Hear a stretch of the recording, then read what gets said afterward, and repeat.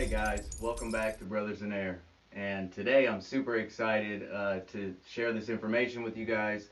And so excited that I cruised home on my lunch break, and I'm taking an extended lunch break, and I'm gonna get this out there for you guys. And also, the weather has just been uh, completely crap in Wisconsin here.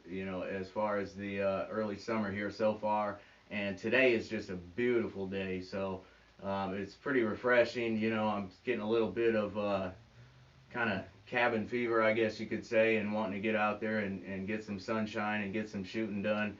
And most of my testing has been in windy conditions and misty conditions, and it's been raining a lot. And so I'm super excited today to share this with you guys. So, anyways, like I said at the end of the regulator install video, that I was going to do a bunch of slug testing.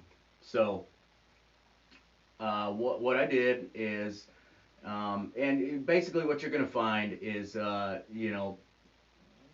of, if you can get a hold of some rat snipers right now, then you're a lucky man. But what you're going to find most common, there's little stuff you can find here and there. But what you're going to find most common is the Nielsen slugs and the Hunter Field Supply slugs. And I already had some of the 48 grain Hunter Supply slugs, which I didn't do a whole lot of testing because I discovered right away that they just couldn't produce any type of repeatable accuracy that I was happy with. So that they're not really even worth a mention. But in testing the Nielsen slugs, which by the way are beautiful, man. I mean, these things are just perfect. So I thought that was worth a mention. These suckers just shine, man. It's like a silver bullet.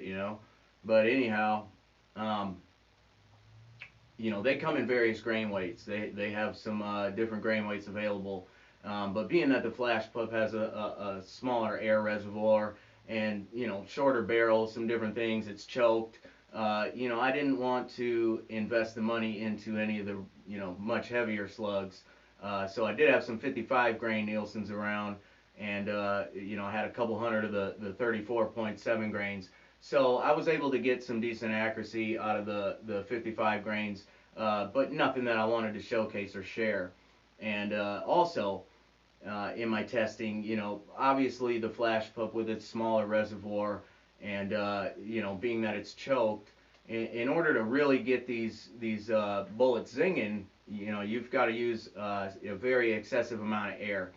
And so being that I'm a small game hunter, and we don't even have any medium-sized game available on our list of game that we can hunt with air guns. So like I said, being that I'm a small game hunter, it's really just overkill to go any higher grain weight above like them 34s. Being a pellet or in a bullet. It's just for me personally. I don't need anything that heavy for what I'm doing. But still cool nonetheless, to throw some downrange and check them out and see what you can do. So I did do all kinds of testing, and I shot them at all kinds of fast speeds. I was able to, with the 34.7s, I was able to obtain speeds over 900. But you're very limited then on shots, and there's really no logical tune for me as a hunter to have the gun tuned that way or set up to shoot them, at them higher speeds. And also, I'm not going to show you any chronograph footage or anything like that as far as what type of foot-pounds or velocities are obtainable. But the reason for that is because Pilot Mountain Air Gunner, he's got a video showing the 34.7 grain Nielsen's over the chrony, with the gun tuned super hot. So you can check that out, and you can see just what type of velocities are reachable and stuff like that. So one thing that I discovered was that the 34.7 grain slugs shoot remarkably well out of the Flash Pup. I mean, man, they are just driving tacks, and super exciting for me. But like I said, not logical for me to set up the gun that way, to go out in the field and have that limited number of shots. A lot of times I'm hunting public hunting grounds, different places where I'm trucked out, a couple miles from the car, and I need my shots. I'm not carrying an air tank or anything like that. So like I said, just not logical to tune the gun on a permanent basis and set it up, to go out there and be chucking them at them speeds. So I was prepared to, just give you guys some of the results and show you as far as the accuracy, what they were capable of at those speeds. Regardless of the limited shots and the fact that I wouldn't set the gun up permanently that way, I still wanted you guys to see what type of accuracy was obtainable with them. But I'm not going to show you any of that. And the reason for that is because in my testing, I discovered something that I thought was quite remarkable. So if you research, and you go on forums and you look at, what type of information is out there, and there's not a whole lot out there. This whole slug game is brand new to the air gun industry, and so a lot of things that are happening for the first time ever, and guys are trying new things and whatever. Excuse me. But the majority of the information that you're going to find is you're going to see guys saying things like, it's not even worth wasting your money on them. You're going to have to get them going over 900 feet per second, to obtain any type of repeatable good accuracy and good stability with the bullet. So I have a very good understanding of ballistics and, Diabolo ballistics for a pellet and also for the bullets, So all of that makes sense, so being, a new guy, if you were a new guy, which this gun is very quickly becoming, huge as a first-time buy for guys that are getting into the sport. So if you were a new guy and you own the Flashpup, and you were to do a little bit of research and look at the information that's out there, you probably wouldn't even attempt to purchase the slugs or shoot them or test them, because you would just say, it's just not logical. It's probably not going to work out the best, and the gun's just probably not suited, which it's not. It wasn't designed or made or built to shoot the slugs. And one of the reasons for that is that I'm not going to get into the specifics of why and how and stuff like that, because there's plenty of information out there on the subject. But the choke in the barrel has very, very good results, and ability to bring extra stability and accuracy to the flight of a Diabolo pellet. And but when it comes to the bullets, we don't need that. We don't need the choke. And basically what it's doing, and I'll use the Flashpup for an example. Basically what it's doing is just bottlenecking your bullet, and squeezing down on it extra hard. And when it hits that choke, it's just going to slow it down tremendously. And not only do you have the choke barrel to fight against, when you're pushing slugs like that through a choke barrel, but you've also got the fact that when you shoot your pellet, that skirt's able to expand and engage the lands and grooves, and there's very little contact there. You've got contact around the skirt, and then you've got contact around the front driving band, and so there's very little contact. And here, I'll show you a close-up just so you can see the contrast. You can see in the close-up that the bullet has significant amount, greater amount of contact with the rifling as opposed to the pellet, and that's a 33.95 grain JSB up against the 34.7 grain slug. And just for a little more perspective, if an adjustment that would cause about a 30 feet per second increase in velocity to the 33.95 grain JSB is only causing about a 10 to 12 feet per second increase in the velocity of the 34.7 grain bullet. So just right there you can see in contrast just how much that extra contact with the rifling is slowing it down in combination with the choke. Once it reaches the choke portion of the barrel, it's just a tremendous amount of friction and slowing it down. So clearly not optimal and not designed to shoot a slug. But the good news is, and what I'm so excited to share with you guys, is that I had the idea, what if they could, shoot at a lower velocity and you could obtain some usable accuracy? What if they would stay stable at a very low speed. So being that I have the gun tuned, my preferred tune in the way that I have the gun tuned, it shoots the JSB Kings, the 25 grains at about 825. So with that tune on them, that leaves me shooting the 33.95 grain JSBs at about 745, 750-ish. And so consequently, this tune leaves the 34.7 grain Nielsen slugs coming out of the muzzle at about 700 feet per second. So you can see the contrast there also, that you've got about 7.5 tenths of a grain difference, as far as the weight of the projectiles. But even that aside, you can see the correlation there and the difference of just how much those bullets are getting slowed down. They're coming out 50 feet per second slower than a projectile that's a Diabolo pellet that's less than a grain heavier. So I put all that information and say all that just to give you new guys an idea, and give you a little bit of an idea of what's going on and how things work that way.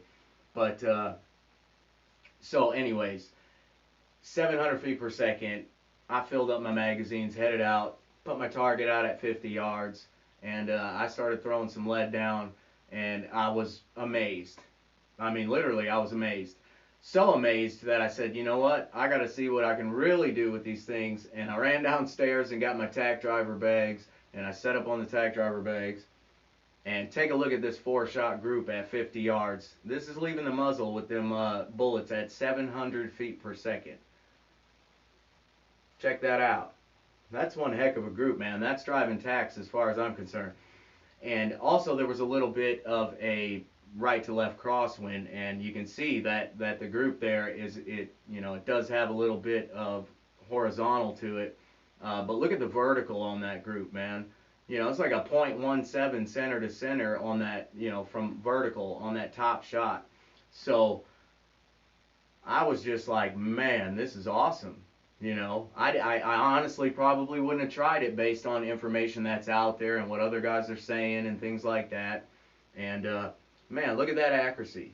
That's 50 yards. So I haven't had a chance, at the 700 feet per second. It was getting dark last night. I didn't have a chance to go out beyond 50 yards with them.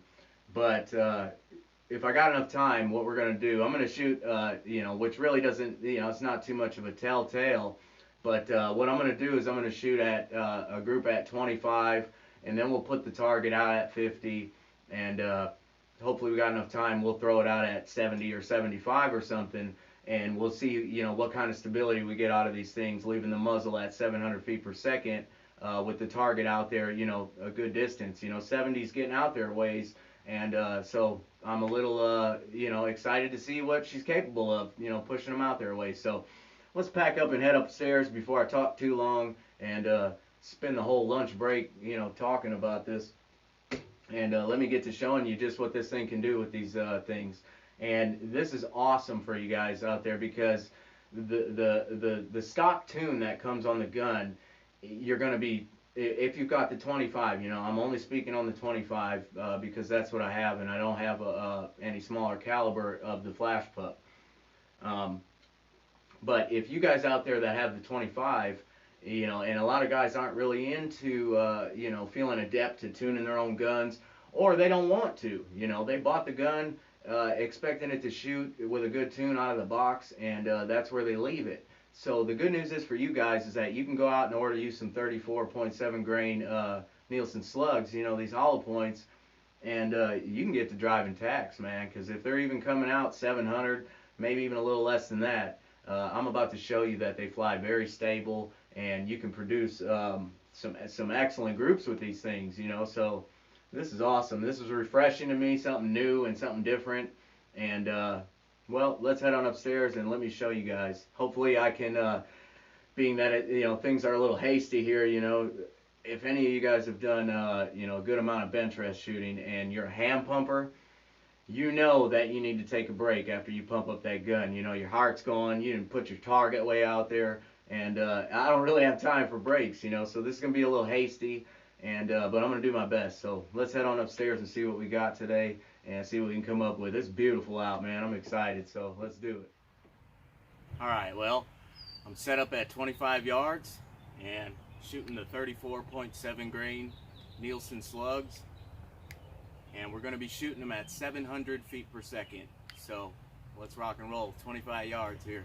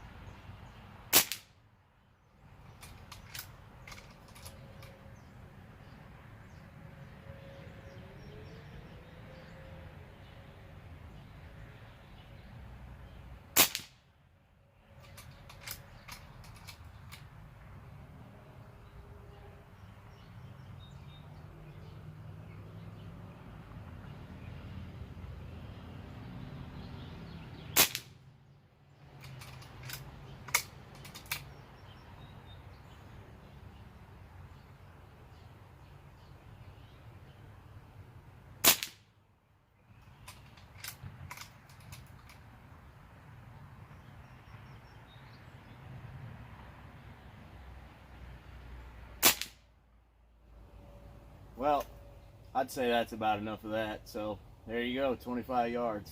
We'll check them out closer up right at the tail end of the video. Now let's get set up on 50.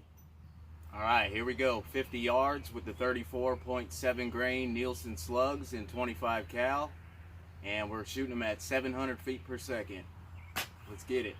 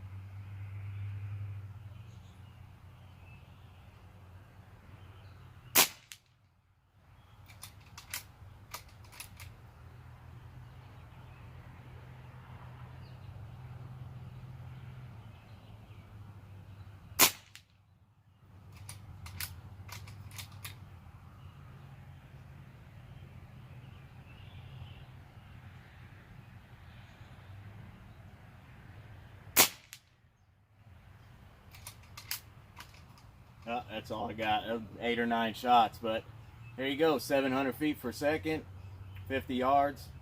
Very effective backyard pesting, you know, if that's what you're trying to do and you want to try out some slugs, you know, with a lower powered gun, give it a shot, see what you come up with.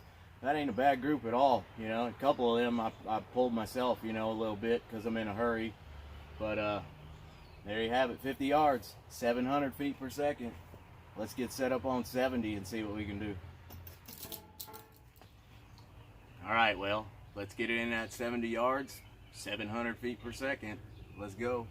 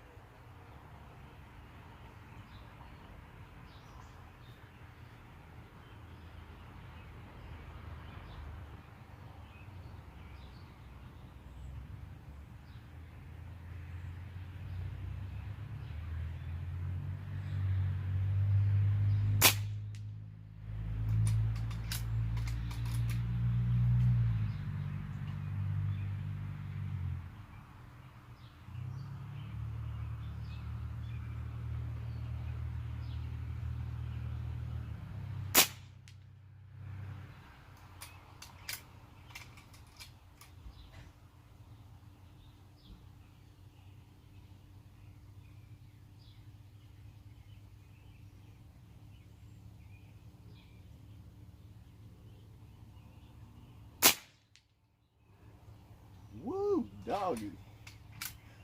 That's a heck of a group with any projectile at 70. I can't almost believe it.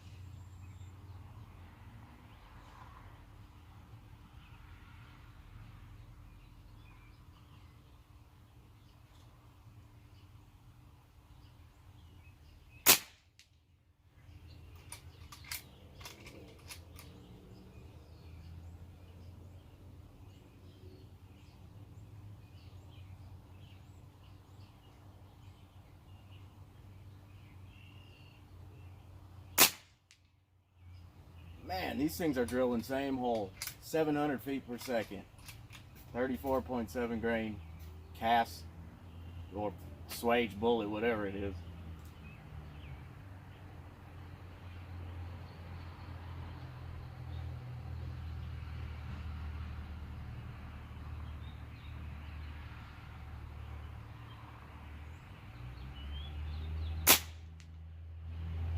Well, there you have it. Can you shoot slugs? Well, so I hit record again because, you know, I set up this new groundhog on there and I never took a shot at him yet, so I almost forgot. Let's take a couple shots at 70 at this, you know, new groundhog deal I got set up on the top of the target there. Oh, wow. Well, it looks like we got a treat today. This is the best day ever, man. It's beautiful out here. Wait till you see this.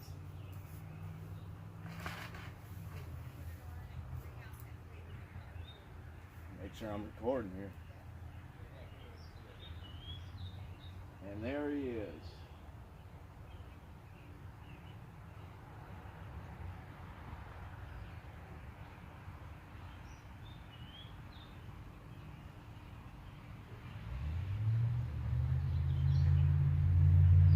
Man, they got to make coyotes, you know, legal to hunt with air guns here in Wisconsin. That's driving me nuts.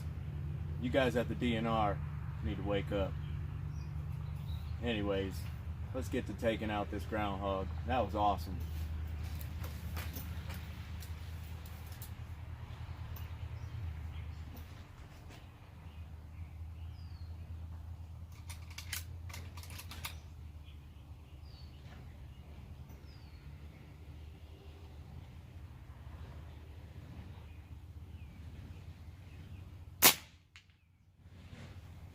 Headshot at 70. 700 feet per second with a cast bullet.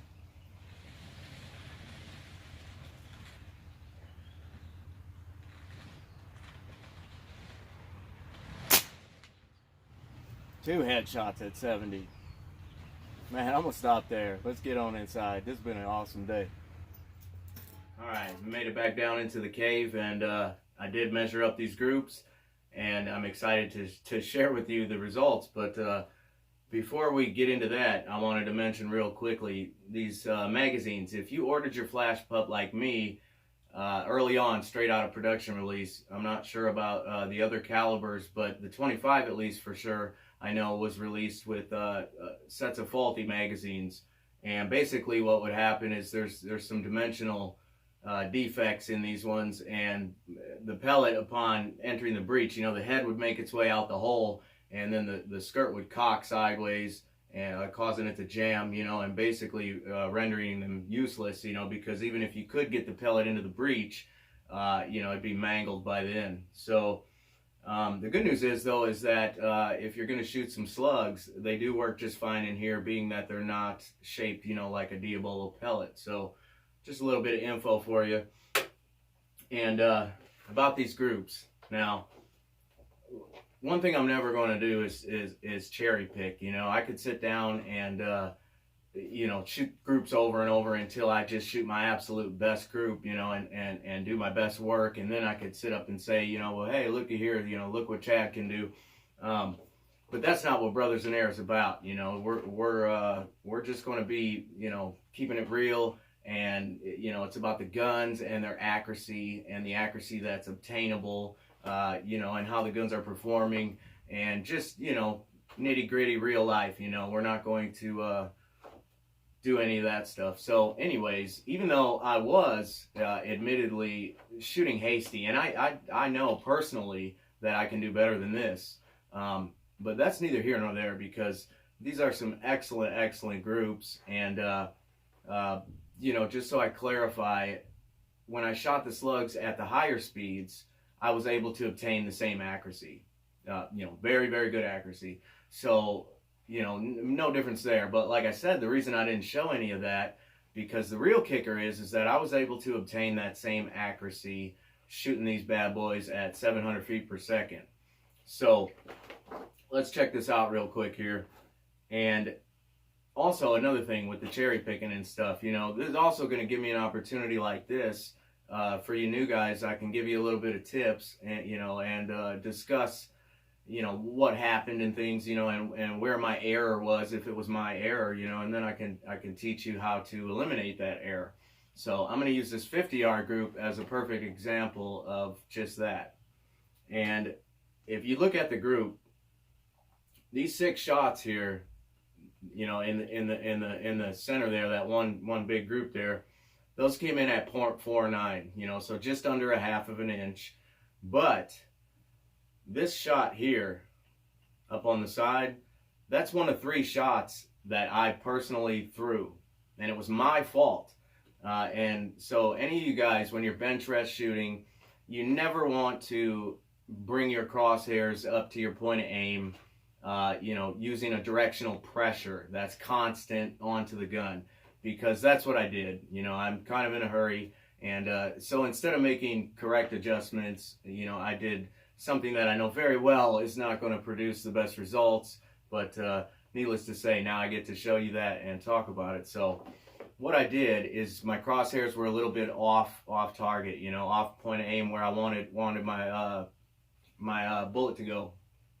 So what I did, instead of adjusting the gun correctly, I used my cheek weld and applied a down and over directional pressure to it, you know, to bring my crosshairs up and over just right to where they needed to be. So the result of that then is when you take the shot, you end up throwing it up in the opposite direction of that force that you're applying, you know. So I was pushing down and into it with my chin, you know, in this direction to bring my crosshairs up on point.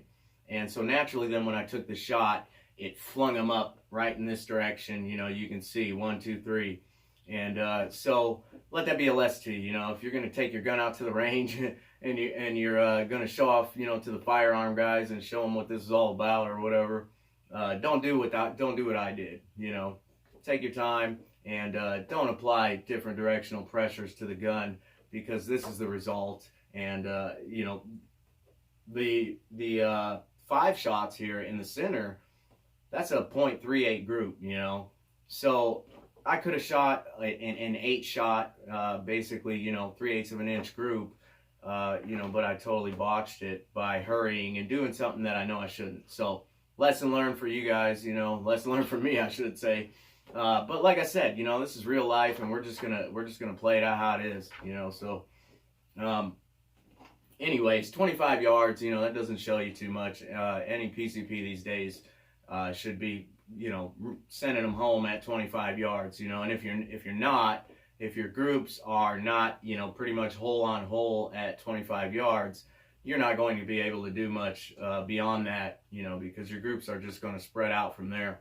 But so anyways, we shot 5 shots at 25 yards, and center to center the group is 0.17. And then we brought it out to 50, and like I said, 5 of those shots went into a 0.38 group, and the overall group size was 0.49 though.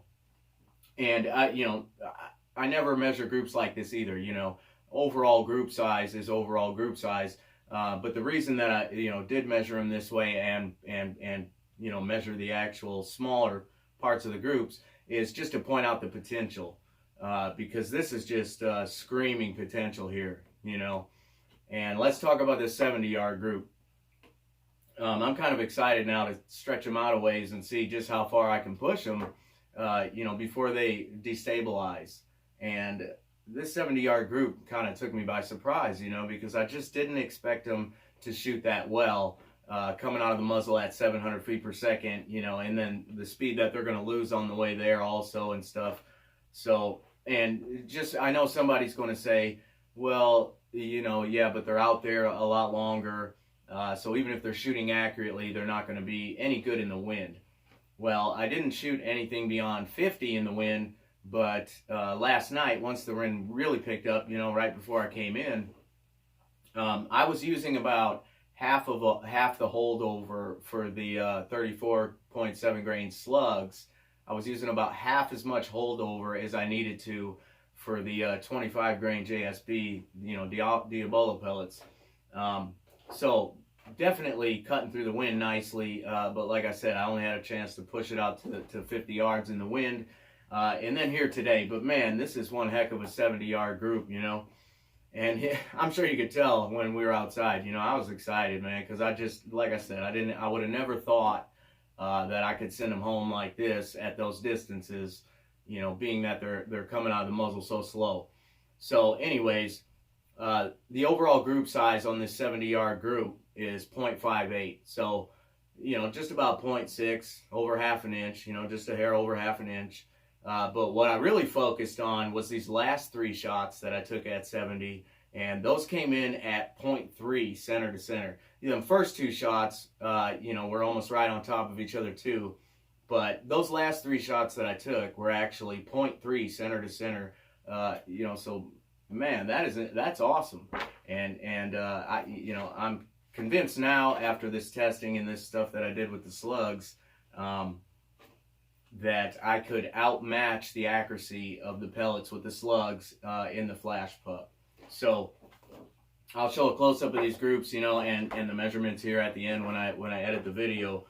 But anyways, you know, this is awesome. Like I said, for you guys out there with the 25, get you some 34.7 grain slugs, and even on a stock tune, you can see what you can do, at least out to 70. You know, it was a calm day, but man, that's a heck of a 70-yard group. And oh, I got to get my ass back to work. So to all my brothers out there, happy shooting. I hope you enjoyed this video, and I hope you had as much fun seeing these slugs shot at 700 feet per second as I did shooting them out there. So take it easy, and we'll see you next time. Stay tuned. I'm almost completed now with this regulator tuning video. I'm doing a video with some regulator tuning basics for you new guys out there that might be installing the regulator. So stay tuned for that, and take it easy, my brothers. We'll see you next time.